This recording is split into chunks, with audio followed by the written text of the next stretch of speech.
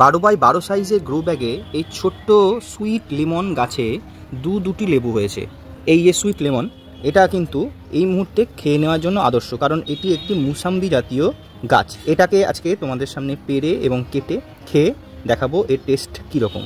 তো এই গাছ কিন্তু খুব সহজেই বুশি করা যায়, ঝোপালো হয় গাছটি, একদম নতুন চারা, বছরখানেক হয়তো বয়স হবে। তা দুটি ফল ধরেছিল, আমি টেস্ট করার জন্যই এই দুটি ফল রেখে দিয়েছিলাম। যে ডাল থেকে এই ফলটি আসছে সেই ডালটাকেই আমি গোড়া থেকে কেটে দেব।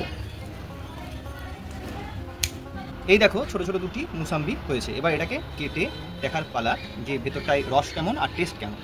বাইরের দিকটা ডিপ সবুজ থাকলেও ভেতরটা পুরো পেকে হলুদ হয়ে গিয়েছে। খেয়ে বলবে এটা মিষ্টি না টক। রোদ্দুর আশা করি সঠিক রিভিউ দেবে, চোখ মুখ দেখে বোঝা যাবে যে কীরকম আসলে খেতে।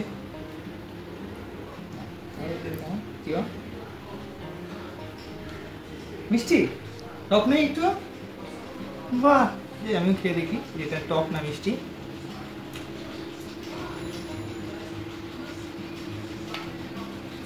প্রচুর বীজ, পাল্পও অনেক কম, কিন্তু বেশ মিষ্টি, মানে টক নেই কিন্তু।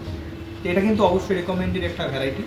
ছাদ বাগানে যারা মালটা গাছ করতে চান তারা এই থাই ভ্যারাইটির এই মালটা গাছ কিন্তু করতে পারেন। আসলে দেখতে খুব সুন্দর লাগে, গাছ ভরে হয়ে থাকে, ছোট্ট একটু গাছে দুটো ফল হয়ে যেতে আমরা বুঝতেই পারছো যে আগামী 3-4 বছরে কিন্তু গাছটা যখন অনেক বেশি বড় হবে, অনেক বেশি ঝোপালো হবে, তখন অনেক বেশি পরিমাণে ফল ধরবে।